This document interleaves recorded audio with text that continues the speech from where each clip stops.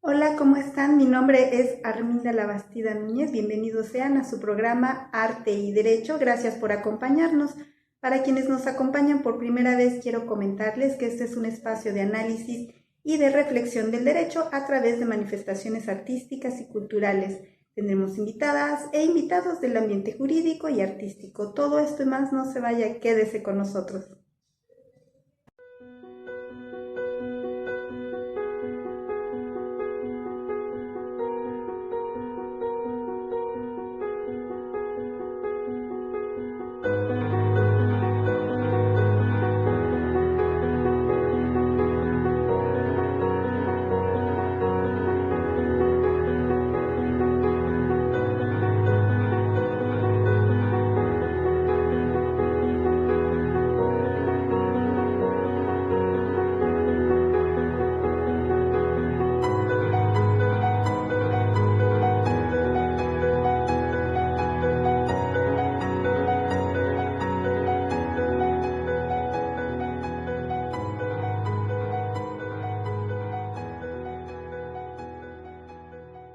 En nuestra recomendación artística del día de hoy tenemos una exposición, Somos Infinitas, la cual se presentará en la Ciudad de México, en Tajín 196 Narvarte, Metro Etiopía, este viernes 17 de marzo a las 19:30 horas.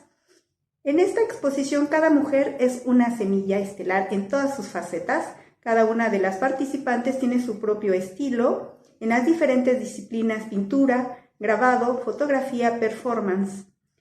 En cada una hay una propuesta con su lenguaje y esta exposición es la unión en la que transmiten el arte, las emociones, lo que sucede en nuestro país y en el mundo.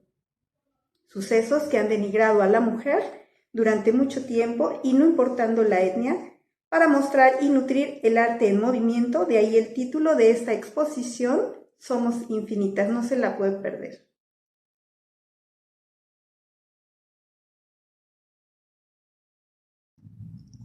Exposición colectiva Juntas Somos Infinitas, pintura, gráfica, arte objeto, fotografía y performance. A lo largo de la historia del arte, frecuentemente se da registro de un papel pasivo de las mujeres, siendo relegadas a musas de artistas hombres, de tal forma que su visibilización como agentes activas no fue del todo percibido, sino hasta mediados del siglo XX. Sin embargo, la sutil incisión de la presencia femenina es un indicativo de la voz insurrecta que resuena a través de diversas técnicas y soportes. Este proyecto está conformado por más de 15 mujeres artistas de diferentes latitudes de nuestro país, que respondieron a un llamado hacia la colectividad para dejar ver su sentir y pensares, también por el contexto sociopolítico y cultural que atravesamos. Es así que se entreteje un trabajo artístico y conceptual que deviene en la construcción de lazos que permiten el diálogo entre las diversas obras y, por supuesto, entre las y los visitantes. A través de diferentes experiencias, cada creadora elige las estrategias que le permiten explorar un encuentro reflexivo que dan testimonio de la importancia del arte en el cambio y la transformación social. Más allá de la representación, existe aquí una evocación sobre la transmisión de una realidad a las sensaciones. Somos más de lo que creemos ver. Ahora sí, vayamos con nuestra invitada del día de hoy, quien es la jueza Marta Claudia Monroy Flores, por lo que nos enlazamos a Guerrero. Ella es licenciada en Derecho por la Universidad de Guadalajara, maestría en Juicio de Amparo por la UNIVA y 25 años como integrante en el Poder Judicial de la Federación como jueza de distrito del Juzgado Cuarto de Distrito Auxiliar con sede en Acapulco, Guerrero. Bienvenida, Marta Claudia Monroy Flores. Muchas gracias a ustedes por la invitación. Estoy muy contenta de estar con ustedes. Gracias. Díganos, por favor, ¿qué la llevó a dedicarse a la administración de justicia? Pues fíjate que desde muy pequeña tuve en mi mente la idea de la justicia. Siempre busqué, por ejemplo, en las relaciones con mi familia, con mis hermanos, cuando jugábamos que esos juegos se basaran en reglas claras y parejas para todos. Yo formo parte de una familia en donde tengo dos hermanos hombres y una hermana mujer. Entonces, desde muy pequeña, siempre tuve la idea de la igualdad, tanto en la relación con mis hermanos cuando jugábamos, como en las relaciones con mi mamá. Por ejemplo, no concebía la idea de que nosotros tuviéramos que lavar, por ejemplo, los trastes después de comida y ellos no. Entonces yo le decía a mi mamá, es que ellos también comieron y ellos también, igual que nosotras, tienen que lavar los platos o servirse la comida, ¿no? Entonces poco a poco yo le decía a mi mamá pues que era mejor que nos tratara a los cuatro por igual, aunque nosotras fuéramos mujeres y ellos hombres, y aunque mis hermanos hombres fueran mayores que nosotras, que eso no tenía nada que ver en el trato diferenciado que hacía mi mamá en algunas cosas. En otras era muy amplia de mente, pero sí, por ejemplo, en los roles que cada uno tenía en la casa, sí en ciertas ocasiones se inclinaba más por darnos instrucciones a nosotras de que los atendiéramos a ellos. Y pues yo le dejaba ver que pues eso no estaba bien, que nos tenía que tratar por igual, ¿verdad? Ya luego en la secundaria tuve un maestro que me dio ciencias sociales, se llamaba Sócrates Eloy, en paz descanse, y él me inspiró mucho para estudiar derecho. Él era abogado y era maestro, y desde que nos empezó a dar clases me gustó mucho cómo impartía la clase de ciencias sociales y cómo la carrera de derecho tenía muchos aspectos que a mí me llamaban mucho la atención. Entonces, desde que estuve en la secundaria supe que quise estudiar derecho. Luego ya pues se dio la oportunidad de entrar a la universidad, a la Facultad de Derecho de la Universidad de Guadalajara. Yo soy de Guadalajara y ahí estuve estudiando derecho, y después durante la carrera se me dio la oportunidad de trabajar en un juzgado del fuero común, en un juzgado en materia civil. Bueno, ahí se veían asuntos civiles, mercantiles, familiares, y el juez me invitó primero de meritoria, hacia méritos, y ahí le ayudaba al notificador.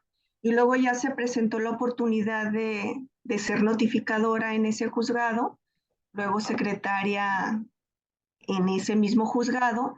Ya después, por azares del destino, me tuve que salir y estuve en el área en el Poder Ejecutivo, pero del Estado de Jalisco, y ya después se me presentó la oportunidad de entrar al Poder Judicial de la Federación.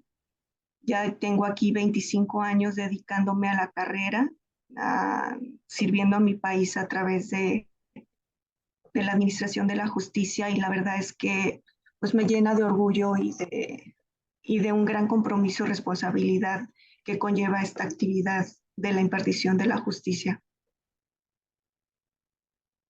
México transita hacia la implementación de los juicios en línea, pero existen lugares de la República donde no se pueden ejecutar por la ausencia de elementos tecnológicos, por lo que es necesario que sigan existiendo métodos de justicia escrita. Asimismo, para la buena implementación de una legislación procesal civil y familiar, es necesario el uso de las tecnologías de la información, lo que implica capacitación tanto para el personal de los tribunales y los gremios de abogados. ¿Usted qué opina de ponderar el derecho humano de acceso a la justicia al impulsar el expediente digital, el juicio en línea, notificaciones electrónicas y audiencias a distancia? Bueno, mira, considero que debemos de partir de una premisa fundamental, que es lo que establecen los artículos 14, 16 y 17 constitucionales, en donde en palabras sencillas y simples se reconoce y se protegen los derechos al debido proceso y el acceso a la justicia pronta, expedita e imparcial.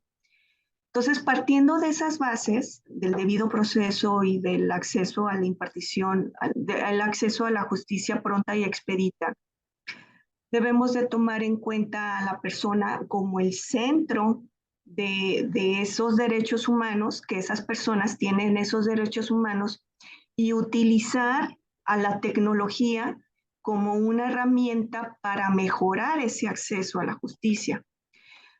y a la impartición de la justicia.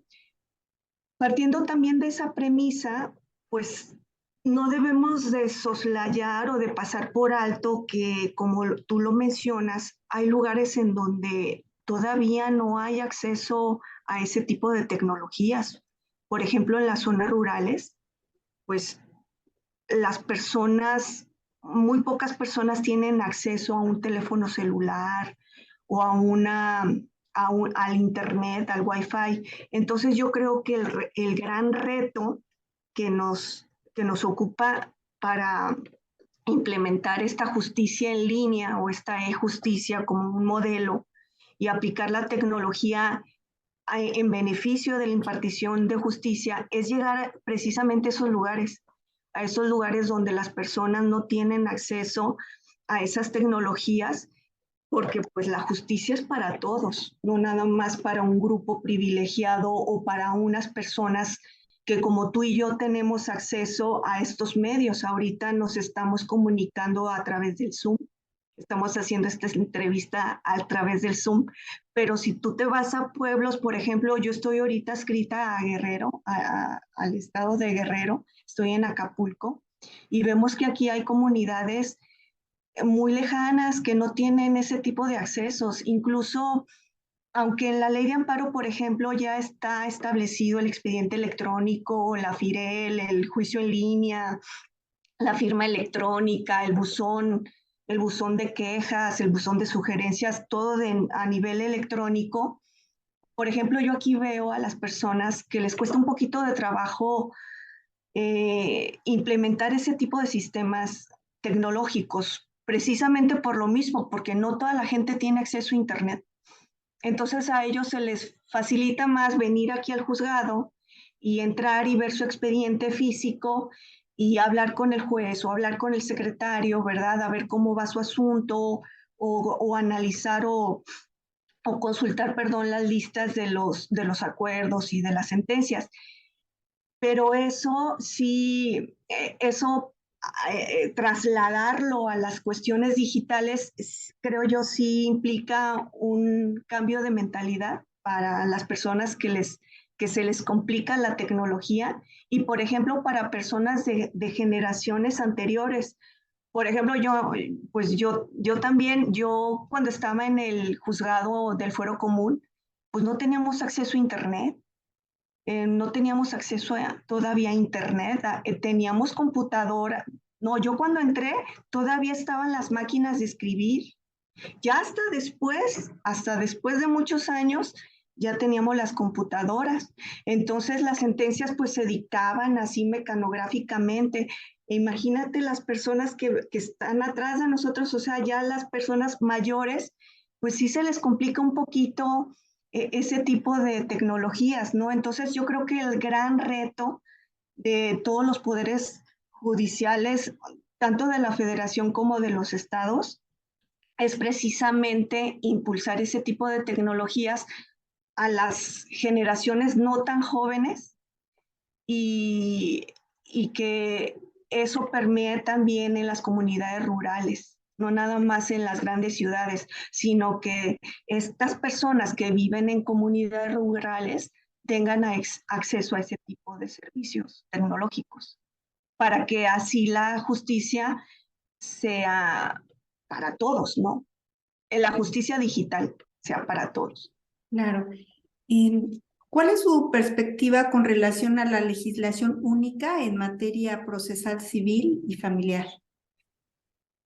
Creo que es una muy buena medida unificar u homologar los procedimientos en ese tipo de materias porque creo que la existencia de un Código Nacional de Procedimientos Civiles y Familiares va a facilitar en mayor medida la solución de los conflictos y la unificación en los procedimientos, sobre todo porque, pues dependiendo de cada entidad federativa, es cómo se desarrollan los procedimientos en esas materias, ¿no? Y ya cuando estamos aquí en el amparo, vemos cómo hay diferentes tipos de procedimientos dependiendo la entidad federativa en donde se lleve a cabo ese procedimiento. Te lo digo, por ejemplo, porque yo aquí nosotros estamos en un juzgado auxiliar y nos toca auxiliar a juzgados de distrito en el dictado de las sentencias y nos percatamos de que, bueno, conocemos de todos los asuntos de muchas entidades federativas. Entonces me doy cuenta, por ejemplo, que los procedimientos familiares y civiles y mercantiles son muy diferentes, por ejemplo, en Puebla, en el estado de Puebla, que en el estado de Jalisco, de donde yo vengo, ¿verdad? O es muy diferente en Morelos, en Cuernavaca, en Morelos, en la entidad de Morelos, que en Jalisco. Los tipos de procedimientos de guarda y custodia de menores son muy diferentes. Entonces, yo creo que unificar u homologar este tipo de procedimientos va a facilitar muchísimo el estudio, la resolución de los asuntos y de que sea garantizada aún más el debido proceso, el derecho humano al debido proceso y al acceso de la justicia en cuanto a que se resuelvan con mayor prontitud. También, por ejemplo, esto del juicio en línea, de las audiencias, que las audiencias sean verbales, la oralidad, este principio de oralidad, creo que también va a mejorar en la aplicación del derecho y en que los procesos se desarrollen con mayor agilidad que ahorita, como estamos ahorita, que la mayoría de los procesos son escritos en este tipo de materias. Creo que incluso ya hay una iniciativa en el Senado de la República en el sentido de crear el Código Nacional de Procedimientos Civiles y Familiares, pero esto pues obviamente va a implicar que todas las entidades federativas pues implementen este tipo de sistemas y que lleguen a todos los rincones de sus entidades, de sus municipios que integran cada entidad. Volvemos a lo mismo, o sea, no va a servir de nada que nosotros implementemos, que se implemente este tipo de justicia digital si, por ejemplo, algunos municipios que están muy lejos de las ciudades no tengan este servicio o acceso a Internet, ¿verdad? El objetivo de la mediación y la conciliación en materia familiar es ofrecer un espacio neutral en el marco de los conflictos en las relaciones familiares, basado en la cooperación y en la escucha mutua entre los miembros de la familia sobre la base del respeto, que es la clave para que una familia funcione. ¿Le gustaría comentarnos respecto de la mediación como requisito de procedibilidad previa al juicio? Sí, también considero que es una muy buena oportunidad hacer ese uso de la mediación en este tipo de conflictos, porque a lo mejor a través de la mediación muchos de los juicios se pudieran resolver o pudieran quedar en esa etapa de conciliación o de mediación entre las partes y no llegarían hasta el estadio del juicio, que eso implica tiempo, dinero y esfuerzo. Y sobre todo esfuerzo emocional entre las partes, y más si se trata de cuestiones de índole familiar. Habrá algunos casos que considero a lo mejor no se pudiera llegar a un tipo de mediación, por ejemplo, cuando hay este tipo de violencia, ¿no? Pues violencia contra la mujer o violencia en el seno familiar, porque incluso las medidas que se pueden adoptar para este tipo de asuntos es alejar a la persona que está ejerciendo violencia a su cónyuge o a sus hijos. Y a lo mejor el hecho de juntarlos probablemente significaría un riesgo para la persona que está recibiendo ese tipo de violencia. Pero en los demás casos en donde no haya este tipo de conflictos de violencia familiar, creo que es una muy buena oportunidad tomar en cuenta estas mediaciones, pero también será un gran reto también para todos los operadores el capacitar a personas que tengan esas habilidades de conciliar. porque se necesitan habilidades y talentos propios para convencer a las personas, a las partes involucradas en la contienda, que diriman sus controversias antes del inicio del juicio. En algunos estados de la República, por ejemplo, en Jalisco, creo que ya se está implementando como medida de procedencia de una demanda, por ejemplo, en la vía civil sumaria, cuando se trata de conflicto entre inquilino y el arrendador y el arrendatario, cuando se trata de conflictos de pago de rentas y de posesiones de bienes, cuando está de por medio un contrato de arrendamiento, que primero se sometan a la conciliación, a la mediación, y que ya después, como requisito de procedibilidad para después presentar una demanda, llegado el caso no se arreglen en esa etapa de la conciliación. Pero sí considero que es una muy buena oportunidad para que las partes queden ahí y los asuntos se resuelvan con mayor prontitud. Eso también creo que va a despresurizar los juzgados, porque como sabemos, tienen muchísimo trabajo, tenemos muchísimo trabajo también a nivel federal. Y entonces creo que la mediación podría ser un aliciente, una medida muy buena para despresurizar el trabajo que tienen los juzgados. Y creo que esto que usted acaba de comentar es muy importante, la preparación que tengan estas personas que van a ejercer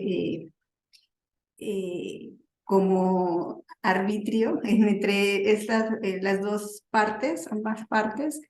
Y también me hacía recordar lo que usted decía al inicio de la entrevista, que bueno, usted desde pequeña tenía esa vocación por la justicia y por el servicio y creo que es muy importante que los servidores públicos tengan esta vocación que usted comenta también para llegar a un acuerdo amistoso por medio de la mediación y no saturar al sistema de justicia y los centros luego penitenciarios, que también hay cuestiones que pudieron haberse resuelto de una forma, pero sí se requiere tanto vocación como preparación para poder llegar a acuerdos, ¿verdad? Así es. Sí, se necesita mucha capacitación y también, pues, como dices tú, vocación, ¿no? Vocación por la justicia, vocación para que los asuntos se resuelvan de la mejor manera, de manera igualitaria, de manera equitativa, de manera justa, en que las partes se vayan satisfechas de cómo se resolvió el conflicto y de que no lleguen hasta una sentencia, porque además eso implica mucho desgaste físico, emocional, espiritual, económico Económico, y sí, sobre todo económico, ¿verdad? Y sí. también en el seno de los abogados, en el seno de los gremios de abogados, también es una gran oportunidad para ellos para dedicarse a ese tipo de litigio. Bueno, no va a ser litigio, va a ser pues mediación, conciliación, conciliar a las partes a que lleguen a un arreglo y evitar el trámite de un juicio que llevará años para resolverse, quizá, ¿verdad? Así es. Eh, Pasando a otro tema, de acuerdo con el Daily Mail, China está utilizando la tecnología para mejorar su sistema judicial al recomendar leyes, redactar documentos y alertar sobre errores humanos percibidos en los fallos. Han estado desarrollando un sistema de tribunal inteligente desde el 2016. ¿Cuál es su percepción en relación al sistema de tribunal inteligente? Debido también a su vasta experiencia de usted, ya lleva 25 años en este medio, entonces es muy importante su opinión respecto de esto.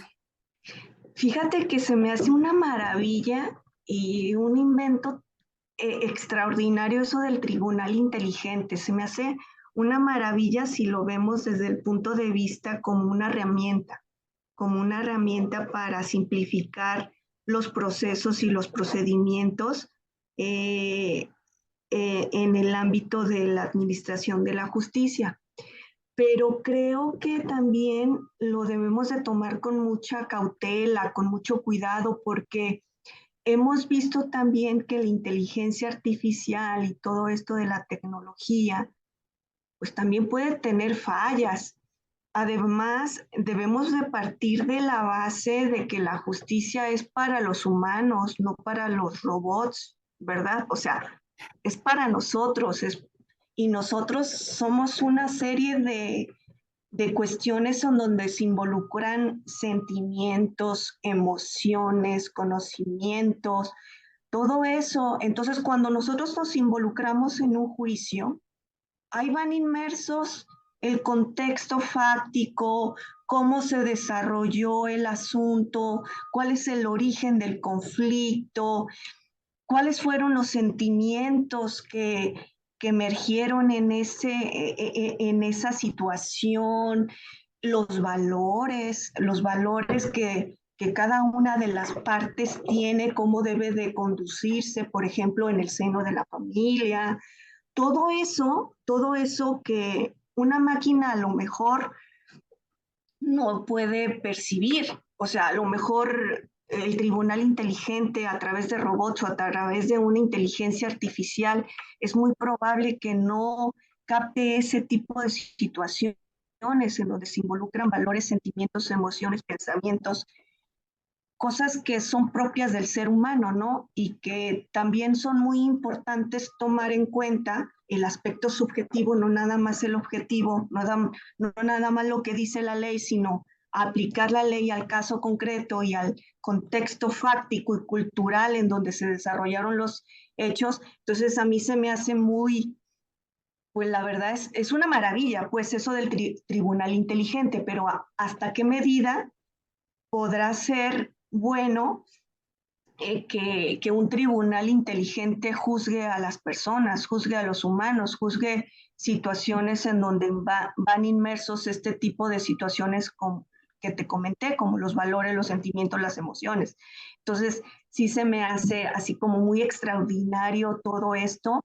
La verdad es que sí me impresiona y me sorprende mucho porque pues yo no nací en la era digital, ¿verdad? Entonces, el ver este tipo de avances sí se me hace una cosa maravillosa, pero creo que lo debemos de tomar también con mucha cautela, precisamente por la cuestión esta que te digo de que pues el tribunal inteligente se va a dedicar entonces a impartir justicia, a dar a cada quien lo suyo, pero no, o sea, va a ser destinada a los seres humanos, ¿no? Entonces, ¿en qué medida puede haber fallo o realmente puede ser una justicia buena para las personas? Entonces, sí se me hace que es un avance muy significativo, creo que vamos para allá, pero sí, sin olvidar que el centro de todo esto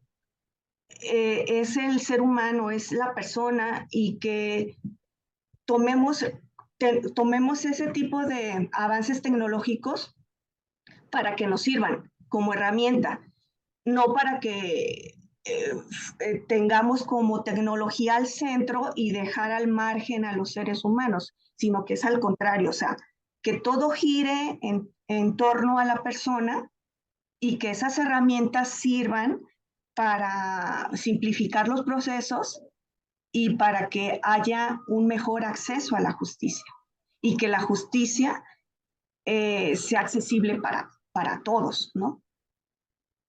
Sí, bueno, me parece que también esta tecnología está permeando en otros ámbitos, en médicos también, y bueno, pues es algo que inevitablemente está llegando y es Así es. importante pues saber la opinión de personas con vasta experiencia como usted.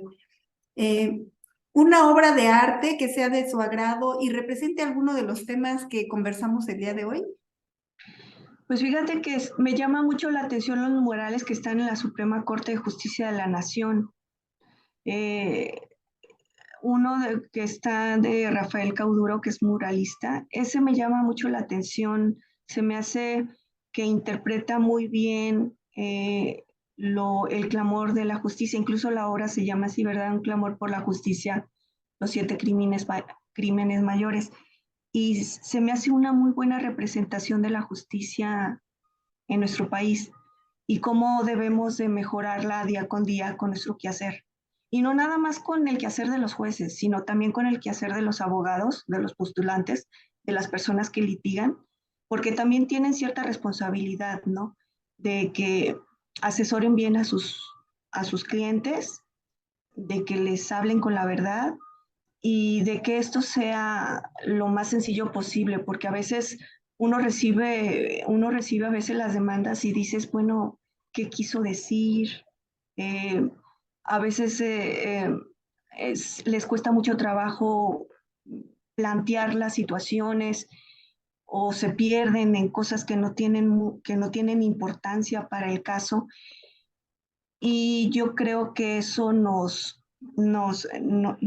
conlleva a no nada más a los litigantes, sino también a las personas que impartimos justicia, a estar en constante capacitación y aprendizaje, porque pues el derecho siempre es dinámico, el derecho no es estático y nosotros debemos de estar preparados para todo esto que viene, todas estas tecnologías que me estás comentando.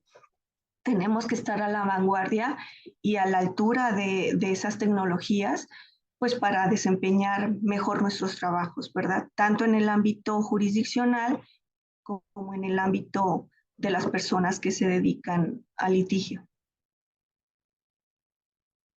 No sé si quisiera compartir con nosotros algún proyecto que tenga en mente o algo antes de cerrar. No, ninguna, la verdad es que me da muchísimo gusto que me hayan invitado y agradezco muchísimo la invitación y estoy muy contenta de haber estado con ustedes. Muchísimas gracias, Arminda.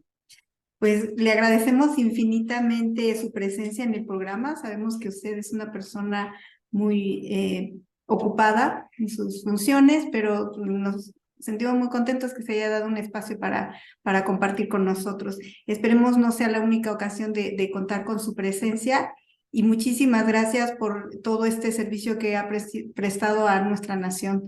Un abrazo y muchísimas gracias y hasta pronto. Muchísimas gracias a ti.